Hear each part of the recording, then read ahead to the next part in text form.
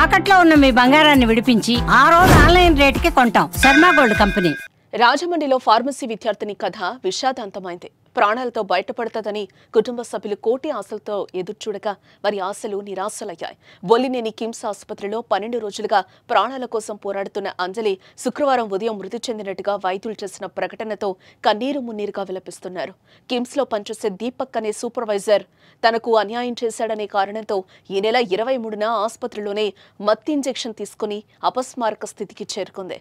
తాజాగా అంజలి మరణంతో రాజమండ్రిలోని బొల్లినేని కిమ్స్ ఆసుపత్రి వద్ద ఉద్రిక్తత పరిస్థితులు నెలకొన్నాయి.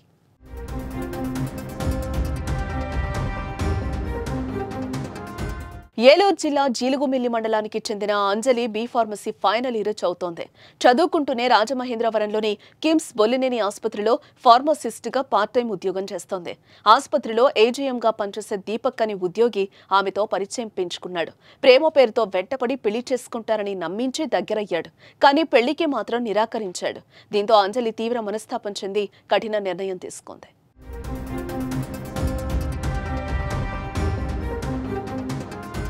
దీపక్ వేధింపులపై 3 పేజీల లేఖ రాసింది అంజలి.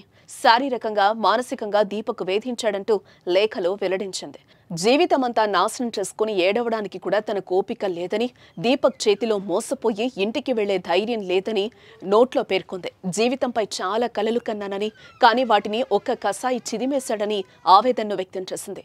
ఒక ఫంక్షన్కు చీర కట్టుకుని వెళ్లడమే తాను చేసిన పాపమని, ఒక మోసగాడి కన్ను నాపై పడిందని రాసుకొచ్చింది. అమ్మా నాన్న క్షమించండి, తనకు వేరే దారి లేకే చనిపోతున్నా, తీరని శోకాన్ని మిగిల్చి వెళ్తున్నానని పేర్కొంది.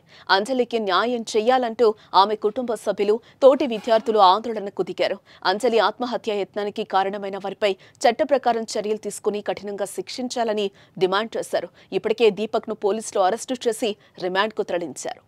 ఇది ఏంటంటే ఒక సమాజంలో సిగ్గుపడాల్సింది.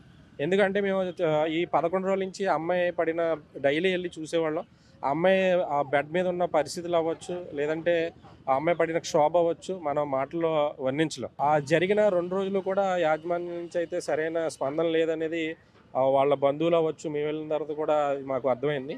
ఎప్పుడైతే కలెక్టర్ ఆధ్వర్యంలో ట్రీట్మెంట్ అనేది స్టార్ట్ చేశారో అప్పుడు ఆ పేరెంట్స్కి కొంచెం ఒక నమ్మకం వచ్చింది. అదైతే మేము చూసాం. కానీ ఆల్రెడీ ఏదైతే అమ్మాయి పాయిజన్ తీసుకుందో ఇంజెక్షను, ఆ డాక్టర్స్ ఆల్రెడీ చెప్పారు బ్రెయిన్ అనేది కంప్లీట్గా డెడ్ అయింది అని.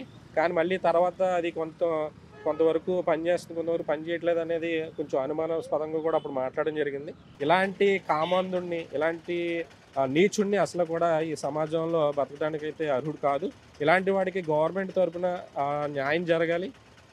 గవర్నమెంట్ నుంచి వాడికి కఠినంగా శిక్ష పడి, ఉరి శిక్ష లాంటిది వాడికి వేసి, అలాంటి ఎటువంటి అంటే మిగతా మహిళలకి ఎటువంటి హానికరం జరగకుండా ఇలాంటి వ్యక్తులకైతే బుద్ధి జరగాలని మేము కోరుకుంటున్నాం.